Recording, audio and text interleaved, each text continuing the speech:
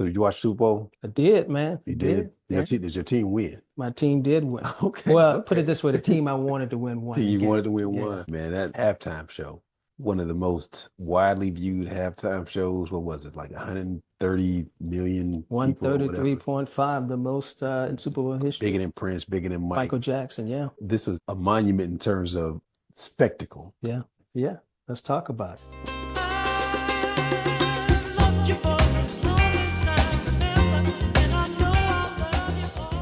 Welcome to Connoisseurs and Conversations. I am Red Alert. A real insight.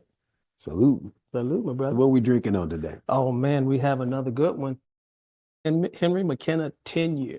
So this is a really nice one that bourbon connoisseurs like yourself would know about. The novice, as I like to say, would not probably know about this particular bourbon, bottled and bond. I'm gonna talk about that in a little bit as well. But if you get on that nose there, so you taste it a little bit, you hear notes of vanilla, caramel, and honey sweetness, and they have that oak and toasted nut hints of that as well. On that palate, it's a full body, rich caramel flavor. You could taste that with the vanilla foundation there. And the finish is long and warm with lingering spice and oak, toffee, and brown sugar as well. So this one is a very respected bourbon. It's compared to like the Eagle Rares and the Elijah Craig 12-year, which are really, really nice bourbons. We're going to do those at one point as well. On the bottle, it says, one of the few that says bottled and bond. It just means that it stick to the strict regulations of what the distillation process is to a bourbon. Okay. 51% corn and all that type of stuff. So it's very smooth, man. yes, it's a good one. I like the finish. It doesn't have a whole lot of what we call them is the bite. The bite, yeah. Yeah, it doesn't have a lot of bite, but you can kind of feel it when you're drinking it. Yeah. But the finish is just smooth. Yeah, you drink this straight. Don't put no Coke or Sprite in this dog. No. You make me mad if you do that. But it's smooth, and if you just leave it out for about 5 minutes too, it aerates a little bit, and the flavor comes in even more. Yeah, this is very nice. All right. Real nice, man. All right, my brother. Yes, let's do it. So Super Bowl, what was it? 59, I think it was. Just happened not too long ago. And I know it's been talked about ad nauseum and everybody has their perspective on it. But I think it's interesting to think about it. Whether you care for it or whether you didn't, I know people fall on both sides of the spectrum. Right. And I kind of thought about it from that perspective. As a piece of art, art is intended to make people talk and intended to have discussions and everybody has their interpretations. Right. I don't think anybody in their right mind can say that this wasn't an artful performance. You'd be surprised, man. I know people have, but in your right mind, you can't. I mean, 130 million people watched it and it's been talked about for, hours on end after. Yeah. But what did you think of the performance? What was your thoughts?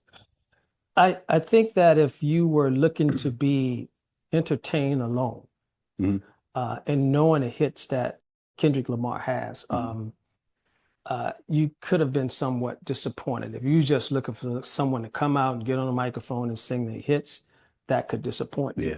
But if you really think about the times we're in politically in this world, he was the first solo rapper to perform and have this stage.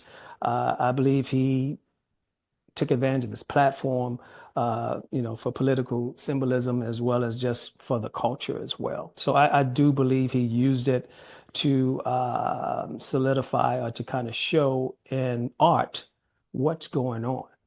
Wake up. If you remember from school days, wake up. Right. Remember, see what's going on. So if you look at the thematic imagery of Samuel Jackson being Uncle Sam, right? Yep. And just his political symbolism there and his satire through the whole thing, I thought was great.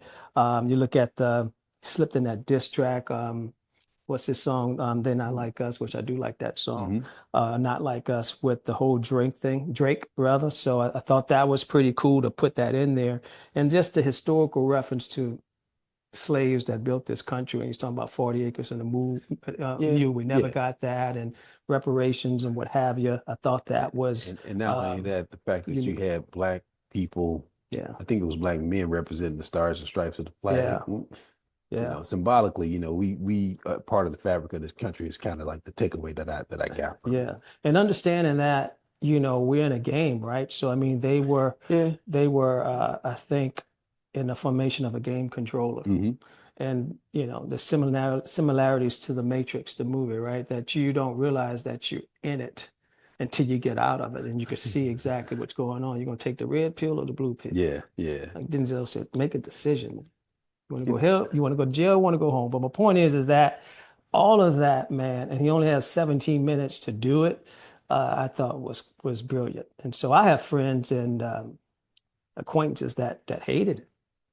Oh, it wasn't, especially my, being from New Orleans, they wanted a lot of people in New Orleans wanted Lil Wayne to be on. I like Wayne, but man, I was not ready for Lil Wayne at the Super Bowl, but that's kind of beside the point. Yeah, and we have to step back sometimes and say this is a global stage, so you can't just fit to a certain dynamic or a certain demographic, if you will. You got to have someone on that stage that could touch a lot of different people. And that's why he had that, what's the name of that movie, that Squid Game. Squid Game. Yeah. I think over 100 million people have viewed that as well. So that brought it people globally to bring interest to it, to see what he was doing with that also. So I watched it, I was watching the game and I was with a bunch of people and they were all my generation folks. Let's just say that. Right.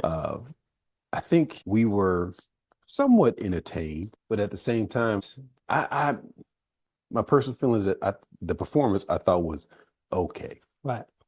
It wasn't Prince singing Purple Rain in the Rain type of a performance. No. It wasn't the spectacle of Dr. Dre when he had all them different people on there representing LA.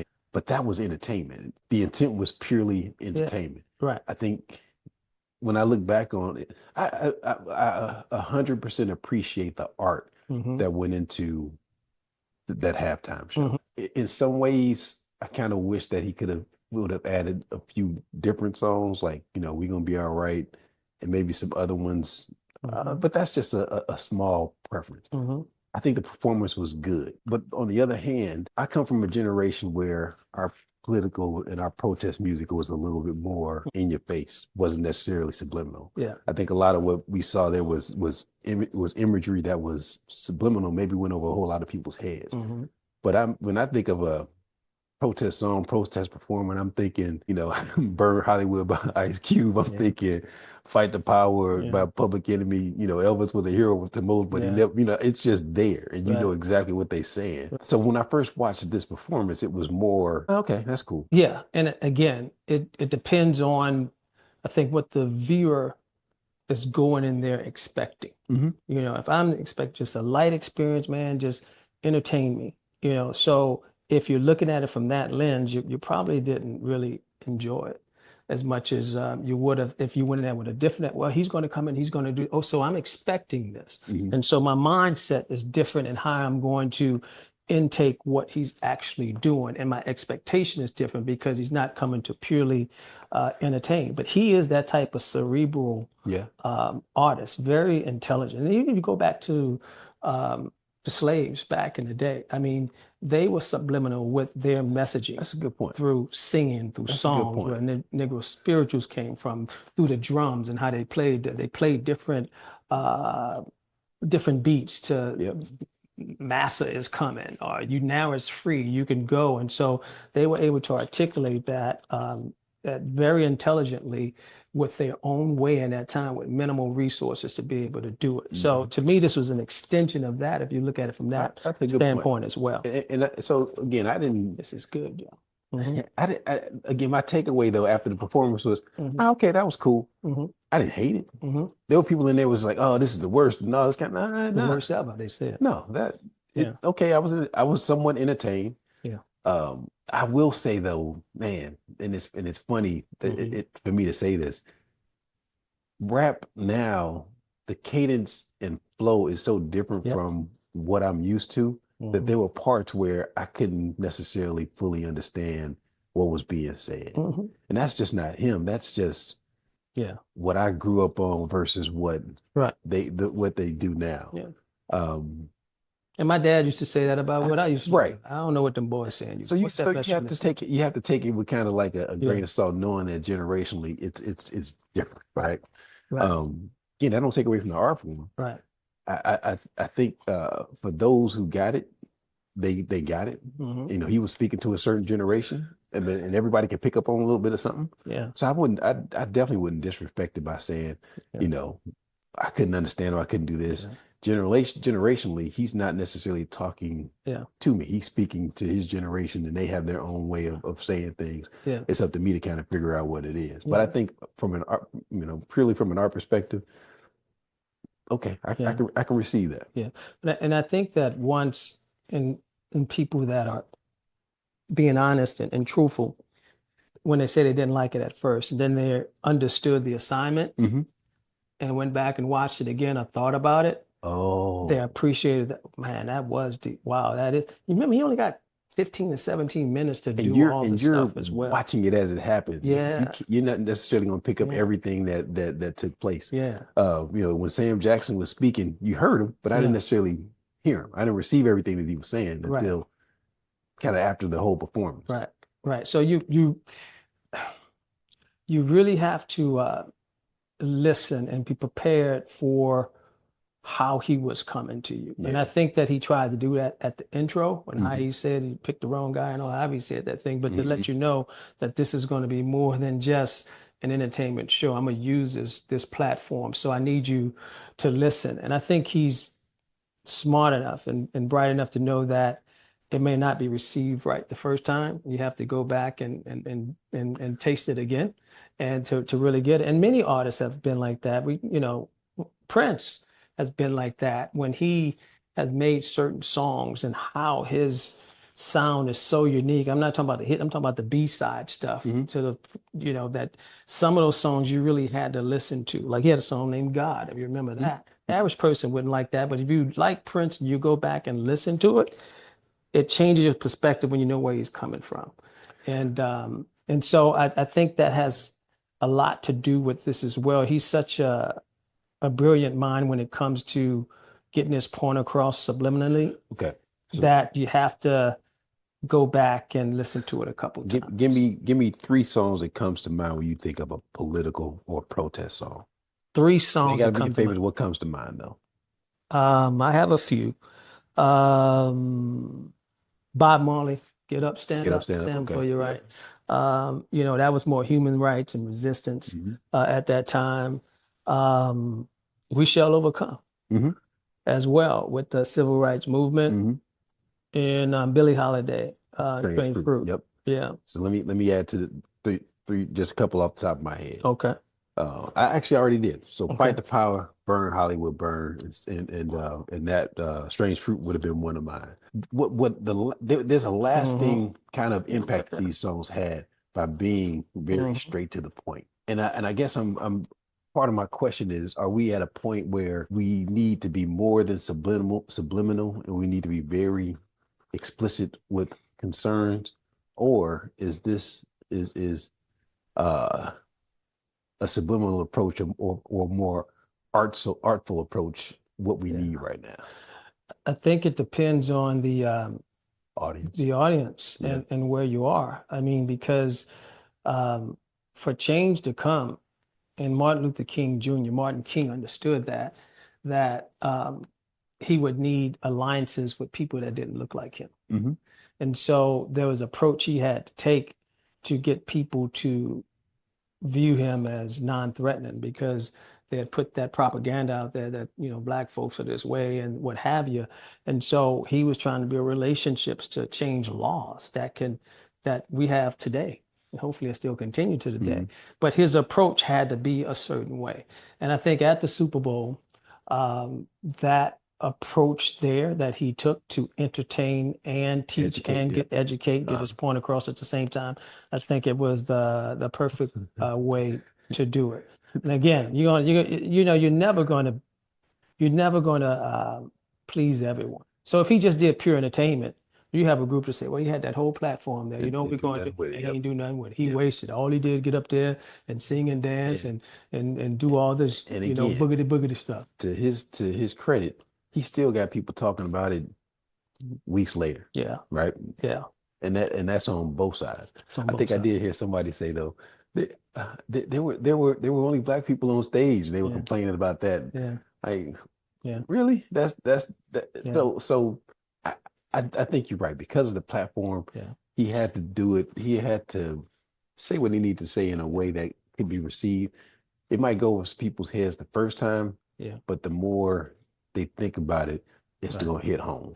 Yeah. And that was a certain point. part's going to hit home. I did notice that too. And I will admit, I didn't get it at first. I mean, because I was, the light mood, looking to be entertained, but I did get it as I was watching. I said, wait a minute, this is more than just a entertainment show. Let me see what Samuel's talking about. Let me listen. And so I kind of got it, especially when it went up and I could see what the formations and the flag and the game console, what you call those things?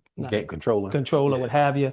And so it started coming, but I didn't get it at first. And when I didn't, I was like, man, I want to hear Money Trees. I want to hear this. I want to hear that. Entertain me, And so, but once I got it and saw where he was going with that, I respected it that much more. And the point I was going to make, I did know, like, man, they got all black folks on there. They don't have any diversity there. But when you get what he was doing, that was part of the entire performance, to have black folks doing it because of what he was portraying in that thing. And I think that again, the takeaway, there was so much to take away from it that I don't think that I know I didn't get it initially. And it took conversations afterward. It took conversations immediately afterward to kind of say, no, but it was, and again, that's to me the sign of a great piece of art. Yeah. When there's so many things that you can take away from it, even after the performance, even after you've seen it. You may not, again, when I first saw it, I was like, okay. But afterwards, I have a much deeper and better appreciation for the way it was executed and the way that it was performed. But you know what? I saw the game with two of my three sons, and their girlfriends was there. My fiance, my middle son just got married. I'm happy, him and Blair and Tia, congratulations to them. So they were there. They're 26, 27, and Kyle and his girlfriend, Sydney, they are 24 and 25. They loved it. They absolutely loved it. So because they knew that music, they knew what was going on. They're more in touch with what's going on today. And they right away knew the symbolism and knew what he was doing. Whereas when I look at social media, is mostly people my age that didn't like it. That are complaining or not a part of our culture who are complaining about it. Yeah, not the younger folks, is people like us. Yep. So I thought that was interesting as well. I much respect to him, much respect to that art, or that piece of art that he put out there for us. Yeah. So let me ask you a question, just about fight songs in general. I mean, you named a few, I named a few, and obviously we're talking about the Super Bowl as well. What type of dynamic has to be in a fight song that make it? Is just the lyrics? Does the beat have something to do with it? Is it the artist himself? Is there an artist that sings opera, does a fight song? Does that have the same impact as Kendrick Lamar doing it because who he is? I think the lyrics make the most impact. Strange Fruit, I think anybody could have sung that, but Billie Holiday delivered. Go listen to that song. Nina Simone, she sings Mississippi. Got that. Right. Yeah. You have these people who are at the top of the top in terms of their craft, and they're executing a song with lyrics that powerful. It's like a laser. It's like a scalpel. Yeah. But when you say, does it matter if you had an opera singer singing a particular song? The example that I'll give you, not an opera singer, but you had a balladeer who put out arguably one of the first pure concept albums that was huge. That's Marvin Gaye. What's Going On? Yeah. I don't think anybody expected but he's part of the culture. Yeah. But when a dude who pretty much sang about love songs his entire career came out with this, man, that was That was something different. It was a big deal, but that doesn't totally surprise me because he is a part of the culture, especially coming up at that time. What the hell is going on? Let me put it like this though. When James Brown put out "Say It Loud" and "Black and I'm Proud," King Hero and all that stuff, those were political songs. They didn't hit like "What's Going On." They hit. They hit, man. But because Marvin did it, because of the type of singer that he was, I think it made a difference in terms of how it hit versus James, who was always in your face, who was always hitting you hard anyway. I respectfully disagree because I think when James Brown did that, I'm black and I'm proud, those songs were songs around My bad. the riots too. They were. You know what I mean? And so when we were getting beat down, and it was before Marvin Gaye, and so we were getting beat down verbally and what have you, and so just the psyche of black men and women was just so low. And for a song like that can hit where you can raise your hand up, I thought it was impactful at the time. Not taking anything away from Marvin and his time. And then Marvin's song was just so much smoother.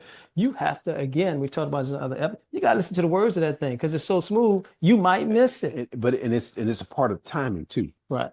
What's Going On comes out after the riots, after Dr. King is assassinated, and we're in the middle of Vietnam, and and all this stuff. And he asked a very simple question: "What's going on?" What's going on? And it was probably at a time where that was really what people were thinking. What's really going on? What's really going on? And to your point, James was saying, "Say it loud, I'm black and I'm proud."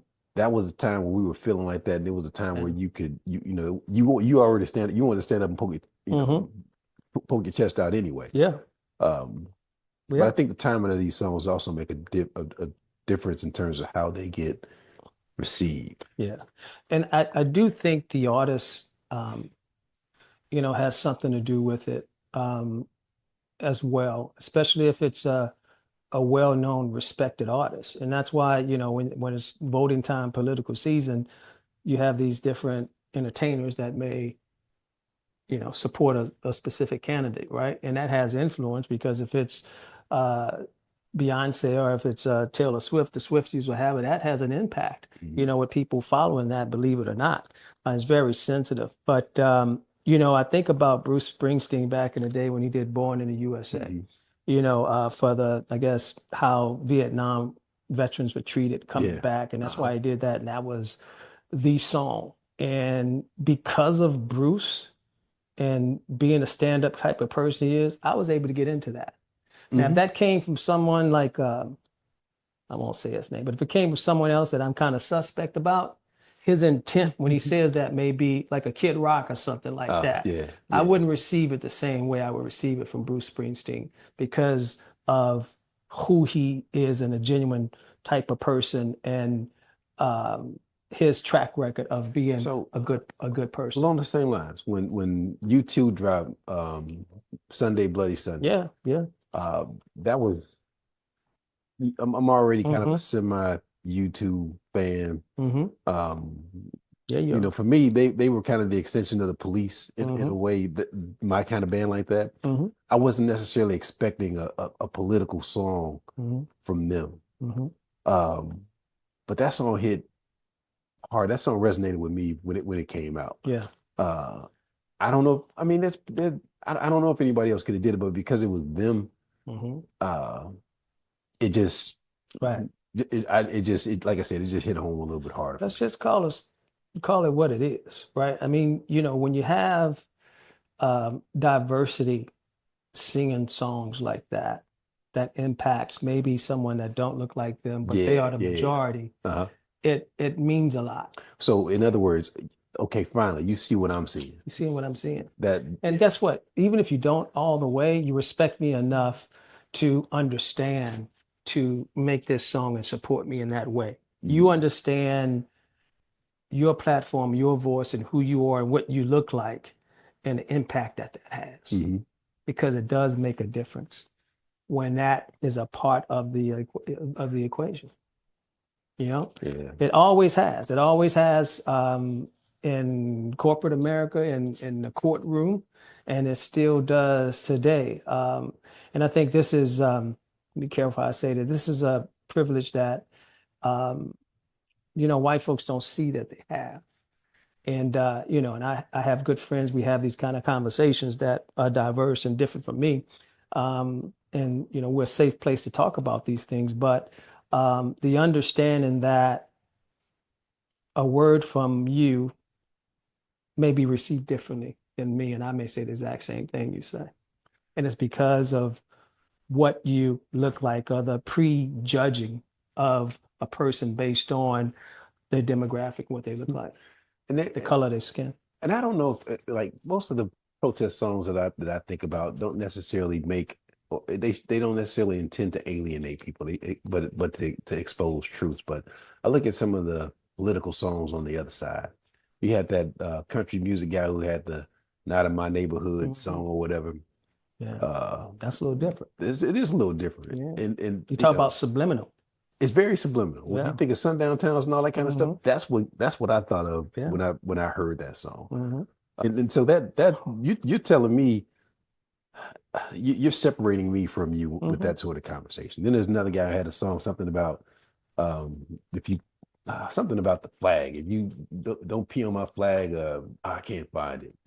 But it's something about the flag, and don't disrespect my flag, I won't disrespect you, or whatever the case may be. But at the same time, I see people with American flags on their drawers. They got them in bikini shorts. They got American flags on the back of their truck. They disrespecting the flag everywhere. Well, I think the song was something about "Don't burn my flag." But at the same time, you okay with changing the colors of the flag to fit your purpose or whatever, wearing it as a T-shirt and all this other kind of stuff. That kind of stuff I don't get. Well, I mean, that's a person. When I say that, I don't group people. I look people as individuals. I give everyone the benefit of the doubt, so I treat everyone the same. And so, unfortunately, you got people, and a lot of people that are like that, but you have, quite a few that aren't at the same time. And what I mean by that is, foregoing what you're doing, regardless of what you're doing, it's okay. But you can't do it because that will disrespect me. I can do it because it's my flag, my country. I do what I want to do. So when NWA had, F the police. Was that about any particular people? No, that was about a situation with police and police brutality. Well, why would somebody choose to take that as an attack on them? It's beyond me. Well, that when you being defensive and you don't have an answer, that's what you do. I guess you create something that's not there. And that's what happened with Black Lives Matter as well. Everybody knows doggone well what was meant by that. But that has been taken and turned around into something different, as to we should say all lives matter. Of course, all lives matter. It didn't say they didn't. It didn't say it didn't, but obviously there is a difference, and it's measurable.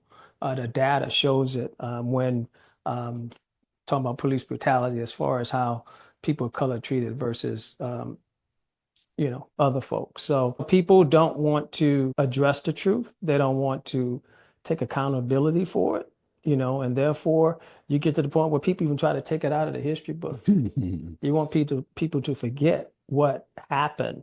And so, 100 years from now, I hope this is not true, but if it is taken out of history books and our kids don't teach their kids the understanding of what actually happened, it'd just be some people that had to work for somebody back in the day, and that's all it was. And we know that it was far worse than that. Oh, yeah. Unexplainably worse than that. And that's not our intent today, but, the protest songs kind of bring you into that, and you have to address what happened. And see, let me say this. Germany did it right when it came to Hitler and what he did. They acknowledged that they were wrong. They tore down every statue, anything to do with him whatsoever. And so when you steal the thunder of your opponent, meaning that you take on a responsibility, I did it, what else can they do? And so there's some atonement that has to happen, but there's so much pride there that I don't know if it ever will in our lifetime happen. But I really did appreciate how Germany has really turned that thing around as far as the persona, who they are as a country from after it happened and just kind of distance themselves for it. Not that it didn't happen, it did, it was terrible, it was wrong as our country, but hey, these are the steps that we're taking to eradicate it from who we are, because it's not accepted anymore. They still got Nazis, and they still fighting some of those similar issues to this day. So, Well, I'm talking about the direction of the government and the direction that they took. And I'm saying in that country, they still got part of that element that's still there. But yeah, if you got it here. I know. You got it everywhere. You got it in Africa, South Africa, and you got it in, maybe not in that sense, but you have it really in pockets all over the world. So again, I go back to my point then. Do we need more explicit songs to tell the story? Do you need more war, like by Edward Birdsong type song where it's very clear? Do you need more change is going to come song so that there's a explicit kind of story being told about the current state? Yeah. I don't know if that's the answer. Either way, I think we need assimilation, a combination of all of that, because you have so many people that will gravitate to different songs. And then, you want, especially if it's towards racial and equal rights, you need it to reach all people. Yeah. Because what can happen is you can distance good people that don't look like you if you come a certain kind of way. And that's really what I was getting ready to say. What you really need is elements that are going to foster communication. And you need songs that's going to foster communication. And you need to be able to talk about how you feel about a certain thing. Right. And that goes on both sides. Right. There shouldn't be anything that keeps somebody from saying, don't burn my flag or don't come to my neighborhood. He's cool to say that. Yeah. But he needs to understand how that makes me feel as a response to what he's saying. Yeah. He may be something totally different from what's being said, but if he understood that there are sundown towns that we couldn't come into, he might want to change his approach afterwards because he knows how it's coming. See, you assuming that he cares about how you feel, and I think that's the problem. No. I'm not. Whether he cares or not, I need him to know how it's being perceived. So when I respond in a certain way, that's why I'm responding that way. Now, if he chooses to change as a result of that, cool. If not, I know where you stand. I get what you're saying. I get you subliminally. I get what you are saying. But I think, to your point, one of the main problem is the lack of empathy. The lack of empathy for people and human rights. It's all about classism and that mighty dollar, and that supersedes everything. It hurts my heart when I hear young people, and I say young people, anyone under 25, I say, what's your goal in life? It's about that paper. I want to make that money. And this is not just my demographic. This is all, did they think about that money? And if money is driving you, man, I mean, that's a road to destruction. Yeah, and you should never get enough of it. You never get enough. And obviously, we're not saying money as a resource is a bad thing, but when that's your goal or your small god, so to speak, it's just nothing but destruction down the road. But I think if we had more empathy for people and human rights, we wouldn't have the problems that we have today, because it wouldn't be a problem with laws being put in place to help the less unfortunate and the people that's really trying to pull themselves up, instead of telling, well, I did it, you need to pull yourself up, knowing damn well you had all the help in the world, Yeah.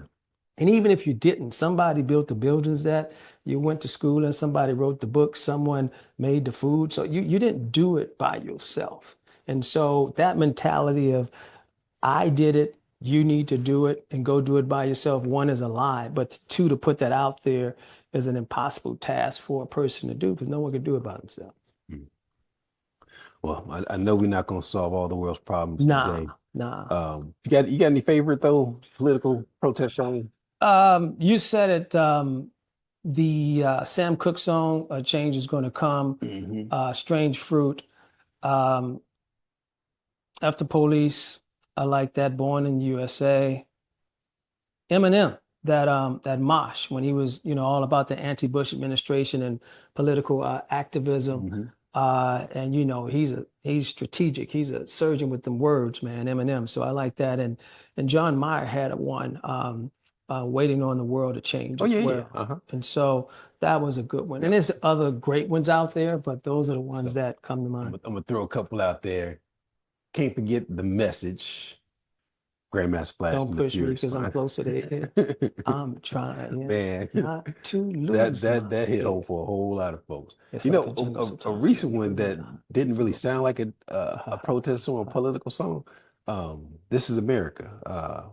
Childish Gambino. Yeah, that song was huge. Yeah, I love that song. It would sound like a party song, but it was. I mean, you put the video with that thing, you see, it wasn't. Recently though, especially with George Floyd Yeah. in that situation, have you had a whole lot of songs that came out? Beyonce had one. There were a slew of songs that came out 2022, whatever that was.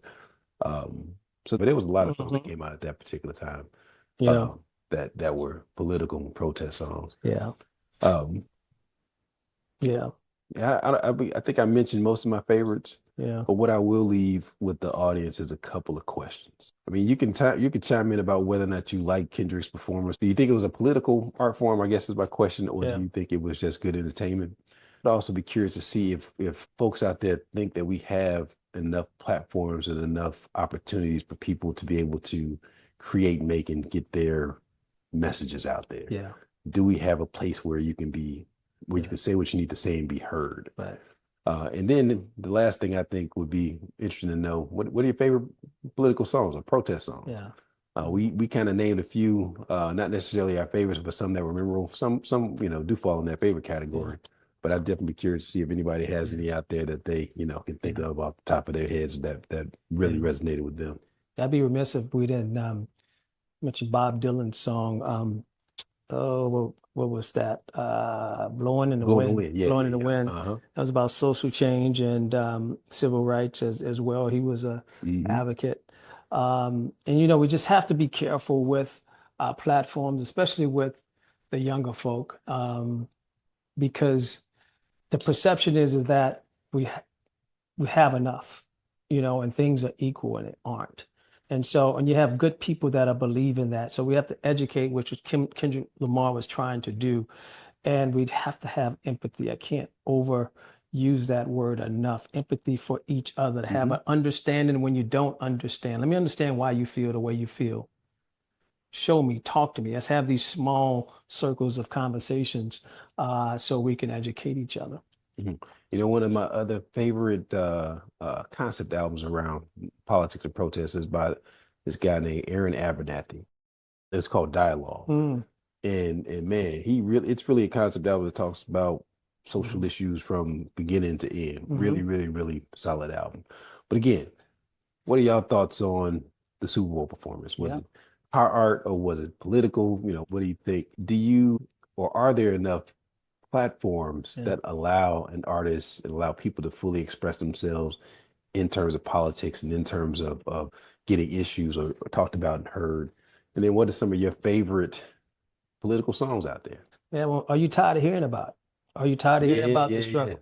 And this is from all demographics. Are Black folk tired of hearing? Are white folks? Are others tired of hearing about the struggle? And if so, why? So let's talk about it. Until the next episode of Connoisseurs and Conversations, we out.